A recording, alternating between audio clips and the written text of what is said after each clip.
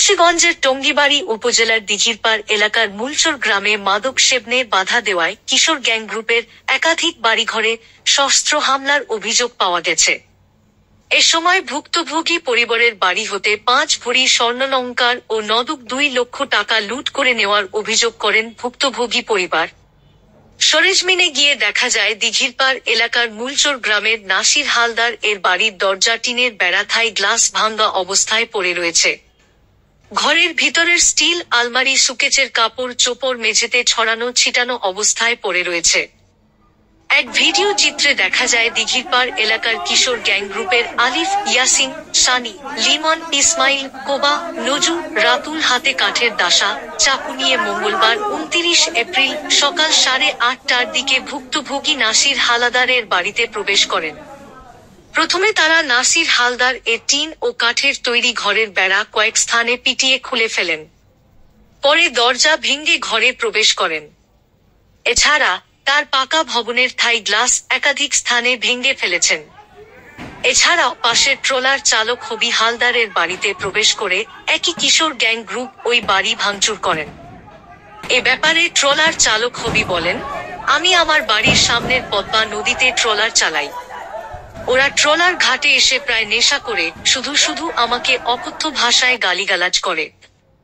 আজ মঙ্গলবার সকাল 7টার দিকে ওরা আমাকে ট্রলার ঘাটে গালিগালাজ করতেছিল। এ সময় নাসির হালদার নদীর ঘাটে ঘুরতে গেলে বিষয়টি আমি তাকে জানাই। নাসির শেখ আমাকে বকাঝকার বিষয়ে প্রতিবাদ করলে ওরা প্রথমে নাসির হালদার পরে আমার বাসায় হামলা চালায়। গালাগালি করে বলা কি কয় হবি করে আমার ডাক পারে, আমি যদি কই না কি চুপ করে থাকে পরে আমারে ওরা গালাগালি করে খাইনজি বলে মা তার চৌধু আর পাত্রগুলি স্যার মারে। আমার ষোলো পোলা ঘুমেতে লাভ দেবে। আবার কিছু কইতে গেলে তোর মায়ের বেশি কথা কবি না কাটতেলাম না ভয় দেয় স্যার। কবি আমার তেল লিয়ে জায়গা, কবি আমার ট্রলার মেশিনের 5 ভয় লিয়ে জায়গা। কিছু বলতে গেলে স্যার 7-8 জন আয় পড়ে স্যার। আমি একলা ভয় কিছু কই না বলতে পারবো না। কিছু পোলা মানে বাইরেতে আনে স্যার, ওই জাপানি স্কুল আছে ওই জায়গাতে কিছু খারাপ পোলাবে না, সেই জায়গাতে গাঁজা বাবা সব কিছুই খায়। মাছের নাইকেল, মাছের ডাব, মাছের বাইরে দেখ দিয়ে স্যার আমার গালাগালি করে কিলিকা মাপুন চিল্লা আর কিলে আমার এই ডিলাগুলি মারে পাত্রগুলি মারে দেখ দিবে তুই চিনিস নি আমার এই ভাই ইয়া কিরে তোরা এই জায়গায় অলগ এমন করছিস কিলিকা এই ভাইয়ের লোক উল্টো সেটা কথা বলানোর সম্পর্কে আমার বাড়ি যেতে হামলা। এই যে কোবাই কাবাই কিছু রাখে নাই, আমার ফ্যামিলির ভিতর সবাই পলাই দিয়ে গেছে। আমার একটা বাচ্চা নিয়ে আমার মায়ের লোক ও রাস্তার দিতে গেছে গা। আজকে আমি যেতে ট্রলারটা চাল দিয়েছে গা। আমাকে রিজিকের না মালিক আল্লাহ, এই ট্রলারটা চালাই স্যার। এতে আমরা দিন গুজারা করি, এর তো বদলে দেয় না নিজের সম্পদ। ওরা উপরে গিয়া গাঁদা বাবা খাইতে থাকবো, কাঁচা করে ধুয়ে যাবো স্যার। কিছু বলতে গেলে স্যার উল্টা শিখা এরকম শব্দ পাইতেছে আর বলতেছে আজকে মানে নাসির হালদার শেষ করবো, শেষ করে পরে বাড়ি থেকে বের হইব।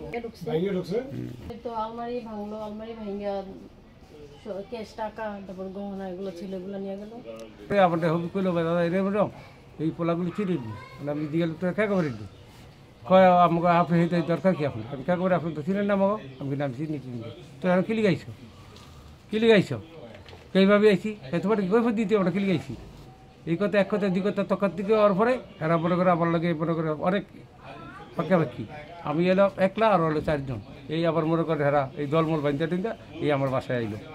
আইসাই আমার এই যা ক্ষতি এলো যা করছি ভিতরে গিয়া আমার আলমারি খুললা 2 লক্ষ টাকা আর 5 বছর স্বর্ণ নিয়ে গেছে।